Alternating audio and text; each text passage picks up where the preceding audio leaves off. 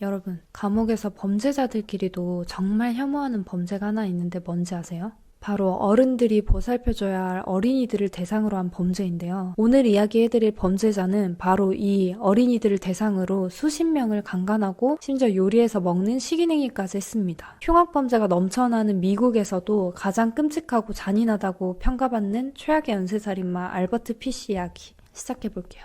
알버트 피쉬는 1870년 5월 19일 3남 1녀 중 막내로 태어났어요. 알버트가 태어났을 당시 아버지의 나이가 무려 75세였고요. 어머니는 32세로 무려 나이 차이가 40살이 넘게 났다고 합니다. 아니나 다를까 어머니 IQ가 80대인 경계선 지능에 해당했는데요.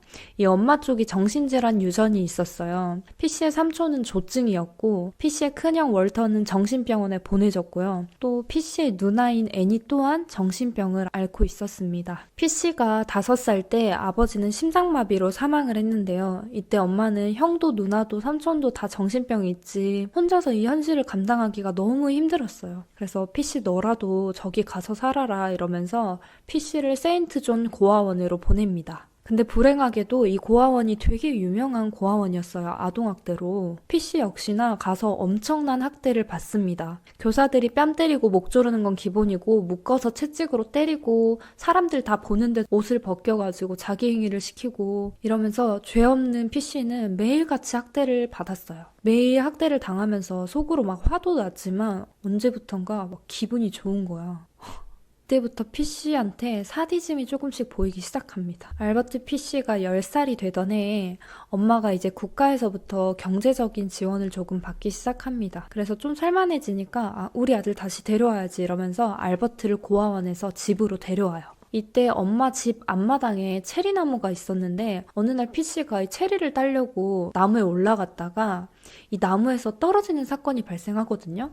근데 이때 떨어지면서 이마를 꽝 하면서 너무 세게 다친 거예요. 근데 여러분 이 앞에는 전두엽이 있잖아요. 실제로 이 전두엽이 다치면 정신병이 생기거나 충동을 억제 못하고 성격이 엄청 사나워지고 이런 경우가 있거든요. 또 애기들은 어른들에 비해서 두개골이 충격을 완화하는 정도가 8분의 1 수준밖에 안 돼서 피씨는 이때 아마 머리를 크게 다친 것 같아요. 후에 전문가들이 판단하기로는 아마 피씨가 전두엽을 크게 다치면서 폭력성이 생기고 충동을 억제 못하는 성향이 생겼을 거라고 합니다. 이렇게 1, 2년이 지났어요. 옛날에는 자전거 타고 정보를 막 전달하는 어린 소년들이 있었거든요. 근데 피씨가 12살 때 동네에서 정보를 전달하는 한 소년을 사귀게 됩니다. 피씨보다 형이었어요. 이 소년이 엄청난 변태 또라이였는데 혹시 유롤라그지아나 코프로필리아라고 들어본 적 있으세요? 저도 이 영상 만들면서 찾아본 건데 진짜 세상에 다양한 사람이 정말 많구나 하고 느꼈습니다. 이 유롤라그지아는 소변 있죠. 그거에 관련된 패티시고요. 코프로필리아는 대변을 분변 음욕증이라고 해서 그거를 먹기도 하고 뭐 바르고 뭐 약간 아무튼 분변에 대해서 성적 쾌감을 느끼는 그런 거예요. 이 얘기가 왜 나왔냐? 그 소년이 피씨에게 이걸 가르칩니다. 그래서 둘이 맨날 뭐 서로 대소변 먹고 먹이고 이러면서 막 노는 거예요. 이때 이 남자를 만난 이후로 피씨가 더 이상해집니다. 피씨는 말도 안 되는 음란 편지를 써가지고 여기저기 막 다 뿌리고 다니고 어떤 아이를 강간하려다가 실패하게 됩니다. 그러면서 20대를 맞이하게 됐어요. 남성 매춘부로 일을 했는데 범죄가 점점 발전해서 어린아이들을 성매매하고 성추행하고 막 그러기 시작해요. 백인들은 안 건드렸고요. 흑인이나 지체장애, 사회로부터 보호를 받지 못하는 아이들 있죠. 그런 아이들을 대상으로 범죄를 저질렀어요. 피씨가 28살이 되던 해에 엄마의 주선으로 한 여자와 결혼을 하게 됩니다. 그리고 6명의 자녀를 낳아요. 결혼 생활을 그냥저냥 잘하는 것 같았지만 결혼 이후로도 이런 끔찍한 범죄를 멈추지 못합니다. 30살이 넘어서 한 남자 애인을 만드는데요. 이 남성이랑 데이트하면서 왁스 뮤지엄을 보러 간 거예요.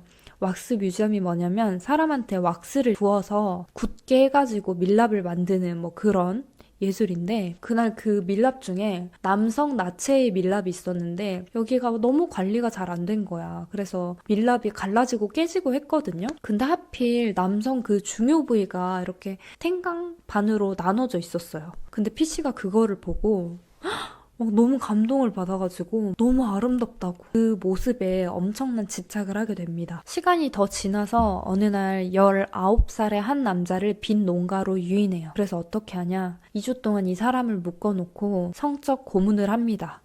아까 PC가 왁스 뮤지엄에서 그 중요 부위가 갈라진 그 모습에 되게 감명받았다고 했잖아요. 그래서 고문 중에 신체 중요 부위를 절단하고요. 피해자가 비명 지르고 이러면 흥분이 돼서 더 심하게 가학행위를 했다고 합니다. 원래는 고문을 한 뒤에 토막을 내서 가져가서 요리까지 해먹을 생각이었어요. 근데 2주간 고문을 하면서 피가 계속 났을 거 아니에요. 파리나 벌레가 꼬이기 시작해서 이거를 도저히 가져갈 수가 없겠는 거예요. 여기서 처리를 하기로 마음을 먹습니다. 본인이 고문하고 죽여놓고 죽은 피해자한테 과산화수소를 막 이렇게 닦아주고 바세린이 발라진 비닐을 덮어주고 이마에 뽀뽀도 하고 잘 떠나라고 돈도 놔주고 그랬어요. 기록적으로는 이날이 첫 살인인데 그래서 그런지 훗날 회상하기를 이날의 비명과 표정은 본인이 결코 잊지 못할 거라고 했다고 합니다. PC가 결혼 생활 중에도 이렇게 밖으로 나돌아다니고 살인하고 연애하고 막 정신없이 살았을 거 아니에요. PC 집에 하숙을 하던 수리공이 있었는데 PC가 이렇게 다니는 동안에 아내가 이 남자랑 바람이 납니다. 그래서 집에 돈이 될 만한 물건들은 다 가지고 그 남자랑 가출을 해요. 심지어 애들이 잘 매트리스까지 가져갔어요. 이렇게 해서 PC는 갑자기 6명의 자녀를 혼자 키우게 됩니다. 근데 인간성이 남아있었는지 자기 자식들은 안 건드렸어요. 그치만 본인을 때려달라고 합니다. 그 전부터 그랬지만 특히 이때부터는 자학행위가 더 심해지는데 못이 달린 매를 만들어서 본인을 피날 때까지 때려달라 한다거나 이 손톱 사이에 이 날카로운 물건을 넣어서 고통을 즐긴다거나 알코올 솜 같은 거를 본인의 항문에 넣어서 불을 지른다거나 목을 조르고 막 심지어는 그 대바늘 있잖아요. 삼키고 사타구니 사이사이에 다 집어넣어요.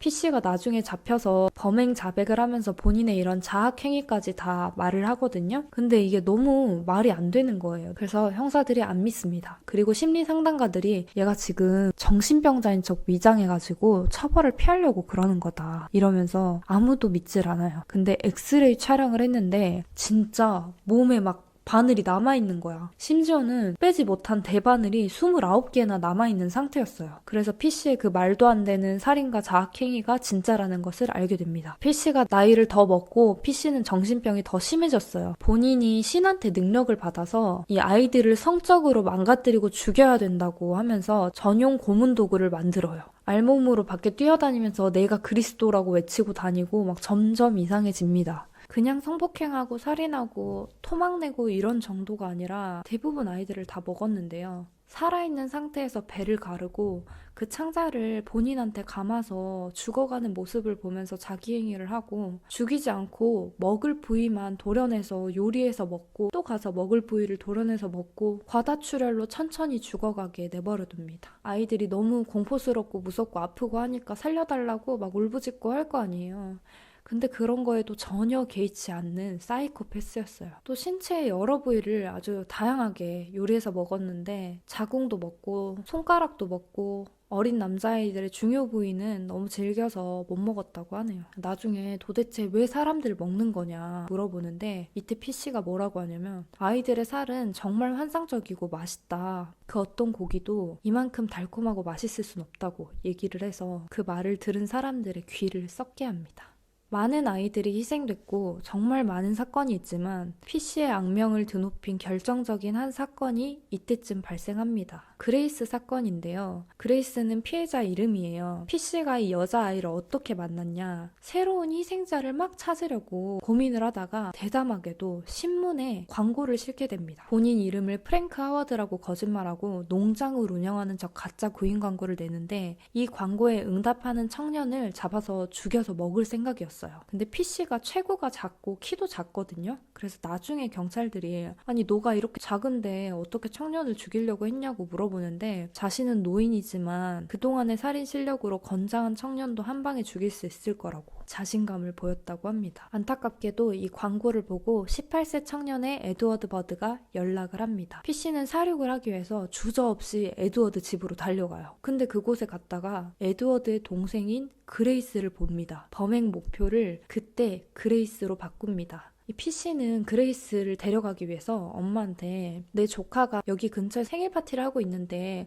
그레이스 너무 예쁘다고 그레이스를 데려가서 놀게 해주고 싶다고 하면서 그레이스를 데려가도 되냐고 물어봅니다. 엄마는 처음 보는 사람이고 이래서 뭔가 깨림칙했어요. 그래서 안 보내고 싶어 하는데 옆에서 아버지가 상류층의 문화를 즐길 기회라고 하면서 그레이스를 보냅니다. 그리고 그게 그레이스의 마지막 모습이 됩니다. 아니 모르는 인상 좋은 할아버지가 우리 막내 딸을 데려갔는데 안 돌아와. 막 경찰에 신고하고 난리가 난 거예요. 근데 알고 보니까 신문에 나온 농장은 존재하지도 않지. 이름도 가짜지. 아무 정보도 없어서 너무 답답했어요. 아, 근데 한 가지 더 말하자면 알버트 피쉬도 본명이 아니거든요? 원래 본명은 해밀턴 피쉬인데 사람들이 계속 해맨 피쉬 이러면서 놀려가지고 그 이름이 너무 싫어서 죽은 본인의 형인 알버트 이름을 따서 알버트 피쉬라고 맘대로 이름을 그렇게 하고 다닙니다. 자기 이름도 아니면서 그 이름으로 세계 최악의 연쇄살인마로 이름을 떨어뜨렸어요. 이거는 고인에 대한 최대의 모욕이 아닌가. 아무튼 이 사건을 담당했던 윌리엄 킹 형사는 이 시기에 퇴직을 1년 앞두고 있었는데요. 이 사건에 6년이나 매달렸어요. 그 정도로 파헤쳤는데 실마리가 안 보였어요. 그래서 엄청난 고민 끝에 머리를 써서 이 사건은 수사를 종결했다는 가짜 기사를 신문에 내보냅니다. 근데 그러고 정말 PC가 그 기사를 믿어요. 그래서 바로 그레이스 가족한테 편지를 한 통 보냅니다. 근데 이 편지 내용도 진짜 잔인하거든요. 제가 내용을 간단하게 말씀드리면 편지 내용은 이랬어요. 홍콩에 있는 내 친구가 인육이 얼마나 맛있는지 나한테 설명해줘서 나는 언젠가 인육을 먹어봐야겠다고 생각을 했다고. 그리고 그레이스는 내 허벅지에 앉아서 나한테 스스로 키스를 했다. 그래서 나는 얘를 잡아먹기로 결심했다고. 그러면서 본인이 죄 없는 애를 갑자기 데려가서 이렇게 죽여놓고 가족들 탓을 합니다. 내가 그레이스 파티에 데려간다고 했을 때 좋다고 허락한 건 부인 아니냐고. 알몸으로 나는 그레이스를 막 불렀다. 근데 그레이스가 막 도망가려고 해서 막 이렇게 하다가 목을 졸라서 죽였고 나는 그레이스를 먹었는데 다 먹어서 해치우는데 9일이나 걸렸다고 써놓고요. 그레이스 엉덩이살을 오븐에 구워 먹었는데 그렇게 달콤하고 부드러울 수가 없었다고. 아, 그리고 나는 그레이스를 성폭행할 수도 있었지만 안 했다고. 그래서 그레이스 댁의 따님은 처녀로 죽은 거라고. 이런 말까지 써져 있었습니다. 아니 어떤 가족이 이런 글을 읽고 진짜라고 믿을 수가 있겠어요.